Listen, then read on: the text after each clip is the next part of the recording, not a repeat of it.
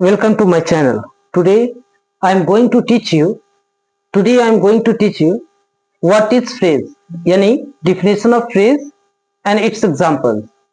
आज जो हम लोग पढ़ेंगे वह phrase कई सारे वीडियोस बने हैं phrase पर, लेकिन ये आपके पूरे कॉन्सेप्ट को क्लियर कर देगा। तो आज पढ़ेंगे कि phrase का definition क्या है, उसके एग्जांपल्स क्या है। तो चलिए देखते हैं।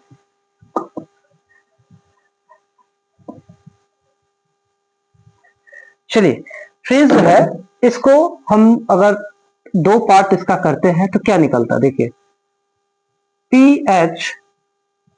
पीएच यहीं से लिए PHASE फेज, और देखिए raise plus raise RASA raise. अगर फेज को और थोड़ा सा ब्रेक करें तो क्या मिलेगा? फेज का मतलब है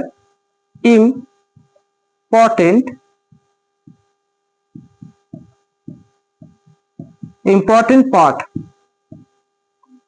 ठीक है। और इसको अगर ब्रेक करें तो मिलता है इरेज, ई ऐड कर देंगे तो बन जाएगा इरेज। यानी इसका क्या काम है? इसका काम ये है कि ये जो है ये इंपॉर्टेंट पार्ट को इरेज कर देता है। इसका और एक मीनिंग ले ले तो इसका होगा कि ये क्या कर देता है? ओमिट कर देता है। ओमिट क्या ओमिट करता है? इसके इंपॉर्टेंट पार्ट को। इंपॉर्टेंट पार्ट कौन कौन सा है? सब्जेक्ट, वर्ब एंड ऑब्जेक्ट, ठीक है। तो ये तीनों चीजों को क्या करता है? वो ओमिट कर देता है, डिलीट कर देता है। देखिए चलिए एग्जांपल के थ्रू समझते हैं। Radha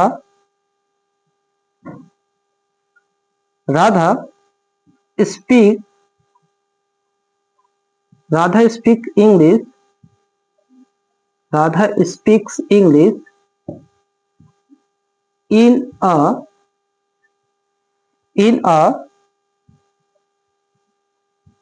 foolish manner.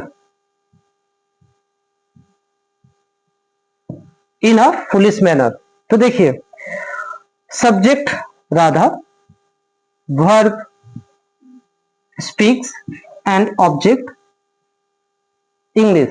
इस चीजों को, इन सारे चीजों को क्या करेंगे? हटा देंगे, यानी इरेज कर देंगे, ओमिट कर देंगे। तो क्या बचेगा? इन अ फुलिश मैनर। तो ये हमारा क्या हुआ? फ्रेज। तो देखिए डिफिनेशन अगर देखें फ्रेज का, क्या डिफिनेशन है? ए फ्रेज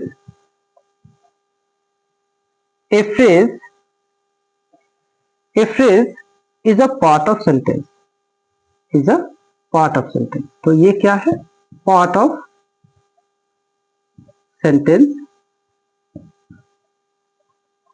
सेंटेंस। फ्रेज क्या है? Phrase is a part of sentence without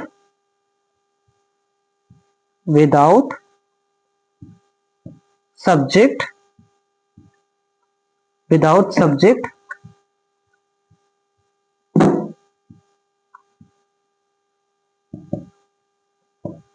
verb and object।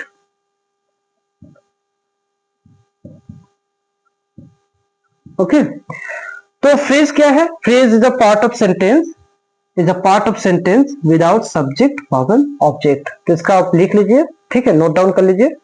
Now come to the next example. देखिए ये इसका एक डिफिनेशन हुआ, नंबर 1। अब हम आपको सेकेंड डिफिनेशन भी दिखाते हैं। इससे आपको एक एक चीज, छोटे छोटे चीज भी आपको पता चल जाएगा। दूसरा डिफिनेशन देखिए,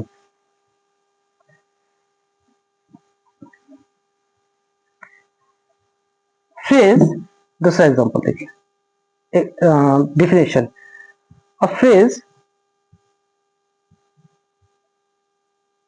does not contain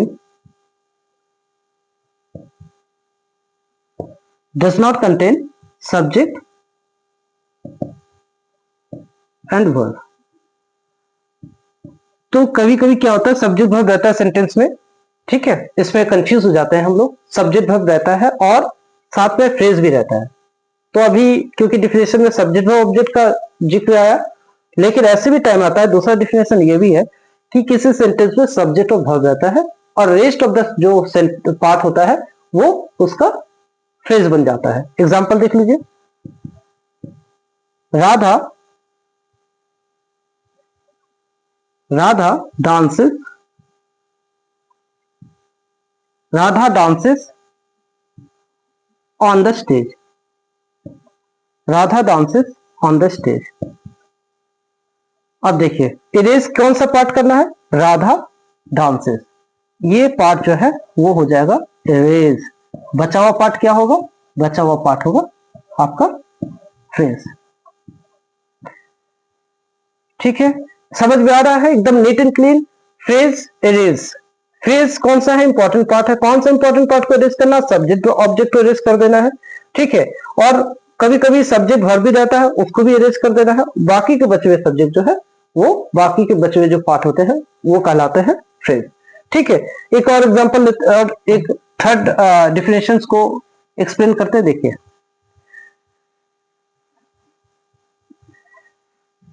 फ्रेज जो है, फ्रेज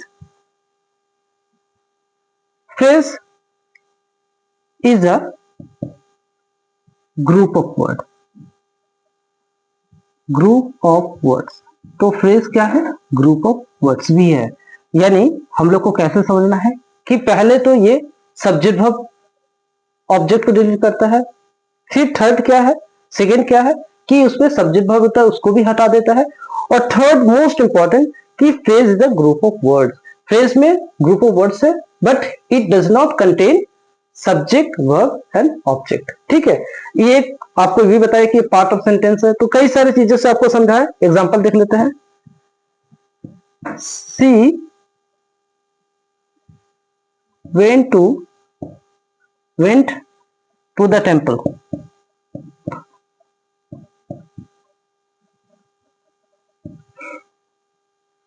second example, she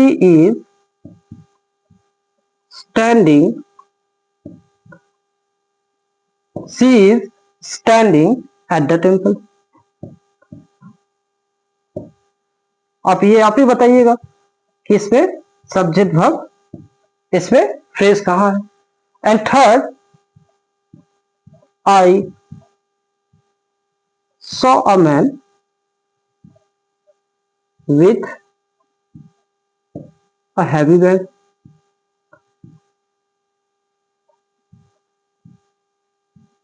ठीक है, ये सारे एग्जांपल्स हैं। अब बताइए इसमें फ्रेज कहां है, ग्रुप ऑफ वर्ड्स कहां है। देखिए सब्जेक्ट वर्ब, इसको हटाना है, बचा हुआ part its phrase. Easily, C is standing where, ये हटाना है, बचा हुआ पार्ट क्या हो गया आपका phrase. Clear. Third, I saw man with a heavy bag, तो हैवी बैग क्या हो गया, इसको क्या करना है, हटाना है, बचा हुआ पार्ट क्या हो गया, वो है फ्रेज। तो देखिए आई सॉ मैन, ये सब्जेक्ट हो गया, वर्ब हो गया और ऑब्जेक्ट हो गया। ठीक है, क्योंकि इसमें ऑब्जेक्ट है। देखिए ऑब्जेक्ट को फाइंड आउट करने का इजी तरीका है कि आप व्हाट या होम से क्वेश्चन करेंगे तो आपको ऑब्जेक्ट मिल जाएगा। नेक्स्ट वीडियो में जब मैं काइंड ऑफ फ्रेजेस कराऊंगा तो हम आपको मोर इंफॉर्मेशन देंगे अबाउट फ्रेज, और आप अच्छी तरह से समझ पाएंगे जब वो काइंड ऑफ फ्रेजेस को समझ जाएंगे। तो नेक्स्ट वीडियो में मिलते हैं। Thank you very much.